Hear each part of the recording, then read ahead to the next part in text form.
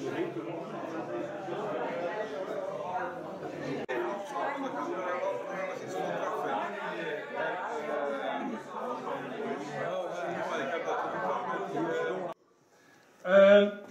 welkom in Museum Schooltijd.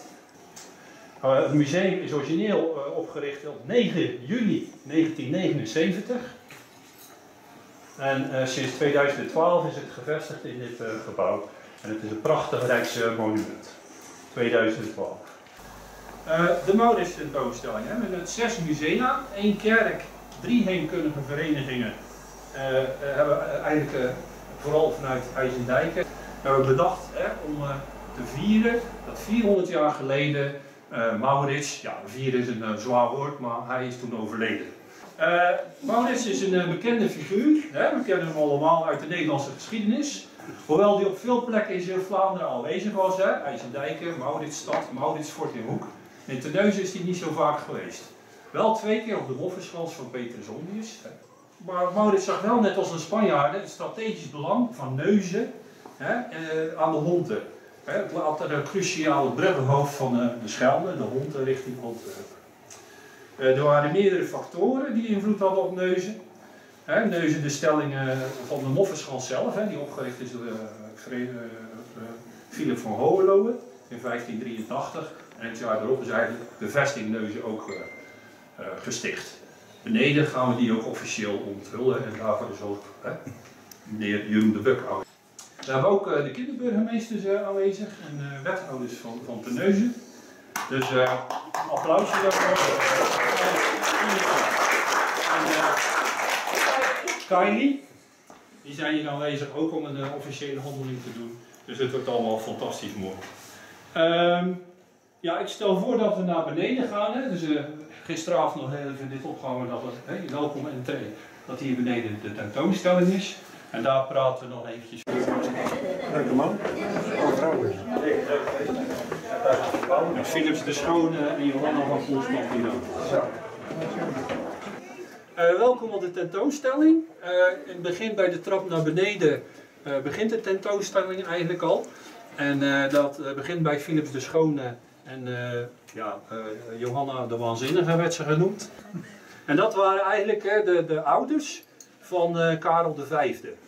En Karel V is een Habsburger. Als je kijkt ook naar die schilderijen van hem, is zijn mond ook altijd een beetje open, want hij kan zijn kaak niet dicht doen. Dus, ja, als je dat dan ziet, dan valt het altijd wel op. Daarachter heb je eigenlijk de boom, de stamboom van de Oranjes, die ertoe doen voor het spel dat hier in de regio afspeelde. Maar in ieder geval die boom daar zo, daar aan de bodem, aan de wortels, daar zo links, daar staat Maurits met zijn pistool. Je ziet al dat het echt best wel een stoere jongen was. Hij had ook heel veel krijgskunde, wiskunde, natuurkundige lessen en zo, die hij later ook gebruikte bij zijn veldslagen. Daar zo rechts, bij die kast daar aan het einde, dat is eigenlijk de Terneuzense kast, waar eigenlijk de Wofferschans begint. Die opgeworpen is door Philip van Hohenlohe. Philip van Hohenlohe was de schoonbroer later van Maurits. Alleen die stond een beetje bekend als een groot drankorgel. 1584 is dus ook de datum dat Terneuzen eigenlijk de schans kreeg, dat Terneuzen een vesting werd. En dat eigenlijk voordat Willem van Oranje stierf, in januari, ik dacht 16 januari 1584, heeft hij Terneuzen, oftewel Neuzen, stadsrechten gegeven als laatste stad van Nederland. Nou, dan komen we eigenlijk hier zo in het midden terecht. Axel achter me. Maar Axel was bezet door de Spanjaarden. En die hadden geen recht meer op vrije markt in de regio ten opzichte van de Staatse.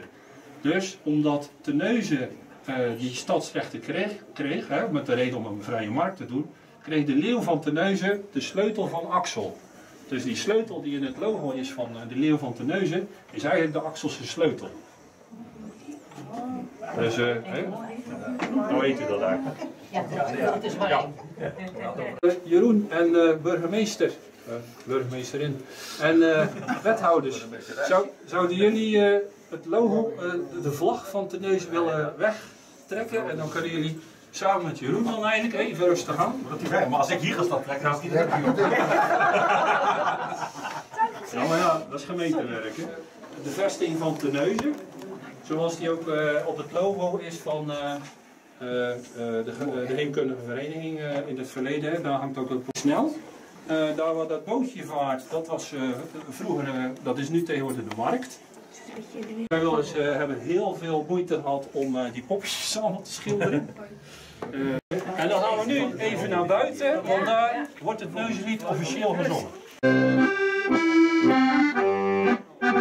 Waar dezelfde staat de golven voor de houten langzaam aan. Waar ze doorheen lopen, waar van Neuzen zijn bestaan. Door de kloeke warme ouderen, door de kracht van stier en schouderen, werd het wilde hele wens van een stadje afgewend. Werd het wilde hele wens van een stadje afgewend. Hoor de schelde bruis, buurt op dijk en strand, slaat de dijken weg, overstroomt het land. Weer de schelde bruis, want in rustig heen. Veilig blijft ons land en de neus aan zee. Veilig blijft ons land en de neus aan zee. Waar is de zee braken, met donderend gedruis? Daar klimmen nu de daken, het lichtverblad gesuis. Daar trekt de ploeg naar voren, daar klinkt de zichte krauw. Daar zingen Zeeuwse koren, met alles wat ze staan. Van Beek tot Rotterdam, van Huls tot Ankerzand, dat is ons eigen landje, maar het ligt aan Nederland. Nog eventjes af, want we zijn nog niet eens aan Maurits zelf toegekomen. En eigenlijk beginnend bij die deur die nu dicht is. Dat is eigenlijk de jonge Maurits. En 1585 is hij dan officieel stadhouder geworden. En eigenlijk daaronder staat ook zijn lijfspreuk Tandem fit sorculus arbor. Oftewel, ooit wordt het twijgje een boom. Dus eigenlijk de jonge Maurits werd eigenlijk nog niet helemaal geloofd door de graaf van Leicester. De graaf van Leicester heeft ook de stadsrechten ondertekend van Terneuzen. En die hangen daar al in die kast. En samen met Sydney in 1586 is Maurits Axel binnengetrokken en ze zijn geland bij Terneuzen. Dus ze liepen toch door Terneuzen heen. Hè? Dus de vloer waar hij doorheen liep, waarschijnlijk deze route, hè, ging hij eigenlijk richting Axel, 1586. Wel zo. Zeker nooit.